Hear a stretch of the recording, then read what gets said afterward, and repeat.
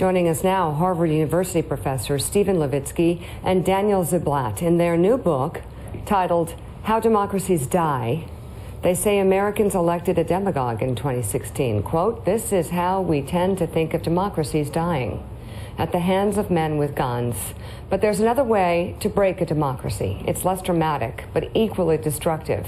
Democracies may die at the hands not of generals, but of elected leaders, presidents or prime ministers who subvert the very process that brought them to power. The tragic paradox of the electoral route to authoritarianism is that democracy's assassins use the very institutions of democracy gradually, subtly, and even legally to kill it." Wow. So, Stephen, looking back over the first year of the Trump administration, the president obviously has shown tendencies of an autocrat. You can objectively find examples of that. You can see echoes of everything that I just read. But how are America's institutions fighting back? How are we doing? What would you grade America fighting this instinct? I would say mixed grade. American democracy has survived the first year of Trump. Trump has not destroyed American democracy because we do have strong institutions. And in particular, I think the media gets a good grade. I think the courts and our rule of law get a good grade. I would give a much lower grade to Congress and to the Republican Party specifically. Congress is supposed to be a check on executive power, and the governing party, the Republican Party, is not showing an inclination to really engage in the kind of oversight. Like you said in your column. We've heard this an awful lot. I mean, I've said before that our founders actually put in place safeguards against a tyrannical leader. What they never, ever allowed their imaginations to be darkened by was a compliant Congress in the face of a tyrannical president or one who had autocratic tendencies. But Daniel, I love what Jeff Flake said yesterday. I agree with what Jeff Flake said. I love what John McCain's been saying. Truth to power. But there have been many people like James Fallows with The Atlantic that said, great speech, but we only need 2 of you guys in the Senate to stop Donald Trump's most extreme measures.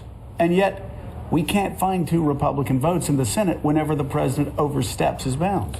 Yeah, absolutely. So the speech was a great speech, but at some level it's just words. And really what needs to happen is the Republican Party needs to step up to play its constitutional role. And, one of the things we've learned studying other countries around the world is that if one of the major parties in a political system doesn't play its constitutional role, then democracies are at danger. So, Stephen, you two wrote a piece a month or so after the election of Donald Trump. I think that probably sparked this book, where you talked about whether or not Donald Trump would, in fact, be a threat to democracy. And one of the conclusions of your piece was that those threats, the possibility that he could even be a threat to democracy, were put in place long before Donald Trump was elected. What do you see as some of those? Was it that the presidency has become too strong and powerful? Well, most importantly, there are a set of norms, of unwritten rules of American democracy that were quite strong throughout the 20th century that we see eroding over the last couple of decades. One is what we call a norm of mutual toleration, where each party accepts the other party as legitimate, as patriotic, as loving America, not being subversive or criminal.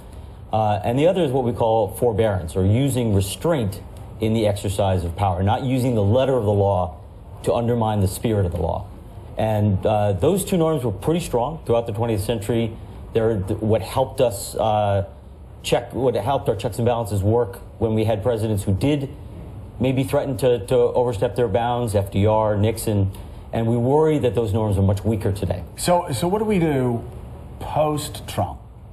What have we learned from the first year? Have we learned that perhaps an attorney general has to get 2/3 of the vote of the Senate, or 2/3 of the vote of the Senate and the House? What have we learned? Yeah, well, so that's the real danger that we face, is that there's a kind of escalating spiral where each side views the other side as overstepping its bounds, and so each side then in turn feels it doesn't want to play the sucker. It needs to. The fear going forward, for instance, is if the Democrats regain the majority in the Senate, when the Supreme Court nominee comes up, the Democrats may now do to a Trump nomination exactly what the Republicans did to the Obama nomination, which is to block it. Which is to say, I don't think we've learned very much. I don't think we've learned how to correct the problem of norm erosion. We're focused on Trump, and we're not focusing on the underlying problems facing us. Did you write this because you feel our democracy is in danger? As you assess this and you look at countries around the world, is our democracy in danger? Yeah, it is in danger. I mean, we have confidence in our institutions that there's no democracy that's as old as the United States that has collapsed. And so that should give us some room for confidence. But there are certainly worrying signs. I mean, I don't think, fascism is not around the corner.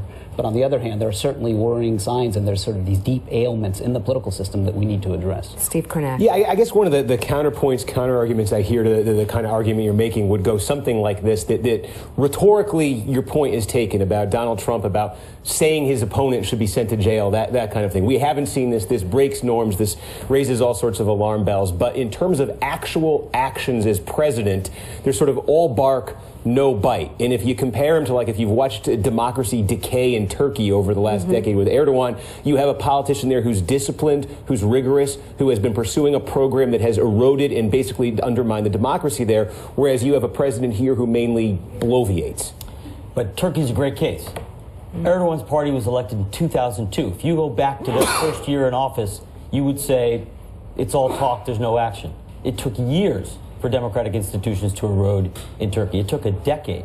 Well, one of the things that we saw looking at other cases is the vast majority of leaders whose rhetoric is authoritarian before they come to office and who use threatening language take action in practice. Now, in the United States, it's much, much more difficult for Trump. Our institutions, our media, our rule of law are much, much stronger than Turkey. Right. This is not Turkey. But I've got to say, I remember back around 2004, 2005, whenever Erdogan was moving towards power, a friend of mine who was from Turkey said, watch this guy. Yeah. He's going to be dangerous. He's going to get in there. He's going to go after the generals. He's going to go after the press. He's going to go.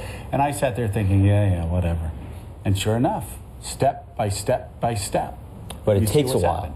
If you'd taken a snapshot after 1 year, you would have said, he hasn't done much. No, but that's what's so dangerous about it, is that it seeps into the ether. You don't see it coming, Well, and suddenly you have, I hate me to just pick on Tom Cotton, but suddenly you have senators. A perfect example. Who are aping the behavior of the President of the United States, who are lying about a fact that has been admitted to by the President of the United States, by conservative thought leaders, by Fox News, by the White House. Yeah, and yet he's still going out and he's lying just like Donald Trump with a straight face. Donald Trump. There's another effect of just words.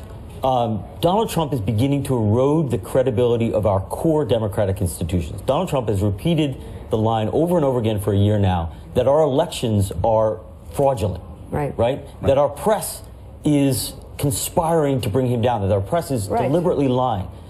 The free elections and an independent press are core institutions of our democracy, and a large number of our citizens believe Donald Trump and now believe, if you look at surveys, don't believe that our elections are free. That is how it's seeping in. Don't believe that our press is acting in a legitimate way. Yeah, so the point about Congress, I just wanted to make a point about this, that, that the Congress is supposed to serve as a guard dog. That's right. And it's become a lapdog. It is. They've taken the oath. And so that's really what we need to be concerned about. And I think it's driven, in fact, by this the polarization of politics in American politics. So it's a long-run process that we're witnessing the kind of result of. So when we see a President Trump, he's in part a cause of our worries, but he's also a symptom of these deeper underlying problems. An important new book just out, How Democracies Die.